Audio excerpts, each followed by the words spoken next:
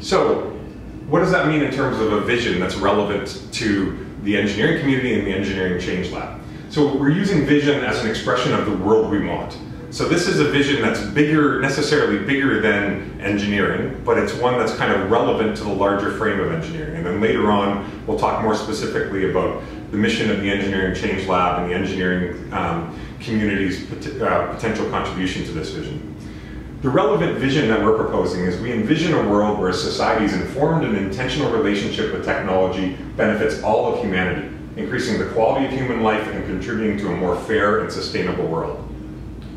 So this is, I think a big long-term future vision for the world that I think most of us would generally ascribe to, and it's one that's relevant to the role of engineers, as we'll see later in the presentation.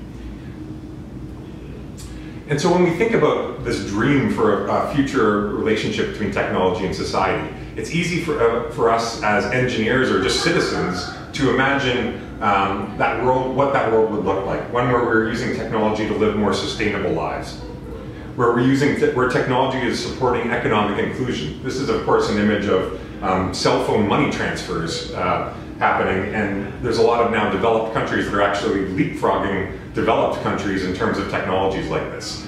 We can imagine technology helping the vulnerable to become more powerful. This is an image of a design lab where children work with designers and engineers to rapid prototype prosthetics that then eventually get developed into full products. We can imagine technology building human connections and breaking down barriers. This is a group that uses viral videos that kind of take off on the internet to help create cultural relationships and knit people together. We can imagine technology increasing democratic engagement and bringing a new wave of engaged citizenry. And we know that technology can help us inspire human ambition.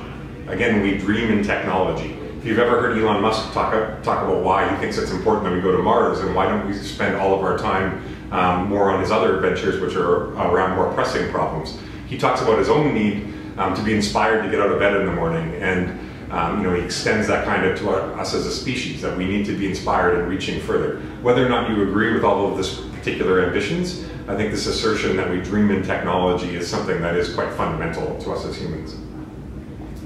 So all of these things are possible on a high level to achieve this vision. But what's important is that if we want this to occur, it looks like a society that's shaping the future of technology inclusively, fairly, intentionally, and with foresight and knowledge. So why does having a vision like this matter?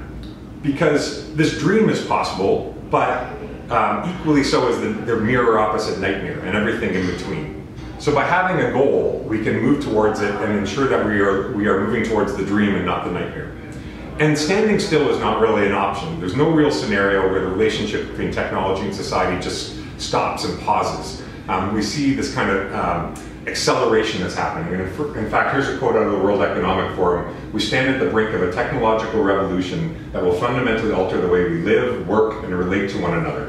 In its scale, scope, and complexity, the transformation will be unlike anything humankind has experienced before." So the World Economic Forum is the group that's arguing that we are entering a fourth industrial revolution, and that it will have bigger and faster impacts than even any of the previous three industrial revolutions, which, as we all know, radically transformed the world. So we know that the dream vision is possible. We know that the nightmare opposite is possible. We know that things are actually accelerating and the stakes are getting higher. So the question is, will technology take us towards or away from more sustainability and less environmental degradation? This is an image of fracking wells on the one side and solar panels on the other. And as engineers, we know that in the real world, it's not such a binary choice. All energy production has a footprint, and that footprint is both environmental, but also economic and social as well. So the way in which we choose to engage with technology to bend the arc towards the dream scenario and at what pace is a question that is very much open for debate. And we know that technology has the ability to bring us together or drive us apart. You can look at things like cyberbullying or classrooms that are actually engaged to bring more connectivity. Both of these things are true at the moment. Both of these things are happening. You can look at human well-being and sort of physical well-being, and you can say, will robots and artificial intelligence be used to focus on better war or on better caregiving?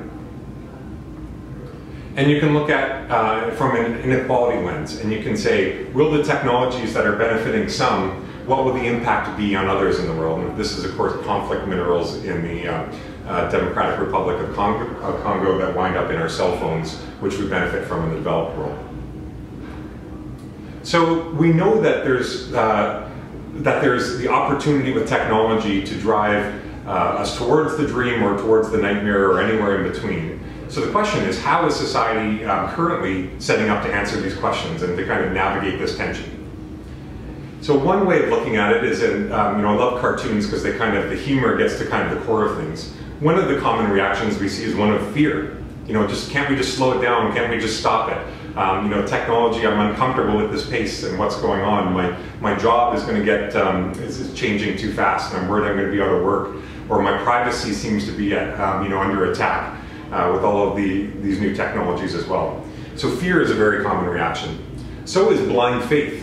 We also have this sense that, oh, technology will always kind of get us out of the latest problem we solve. But we see today that even with today's technologies, there's a mixture of positive and negative outcomes at each step of the way. Or we tend to put our blind faith in the market. The invisible hand of the market will guide technology, and we don't really need to worry about it, because if people won't pay for it, it won't happen, and therefore only things that people value will happen, and therefore everything will be okay.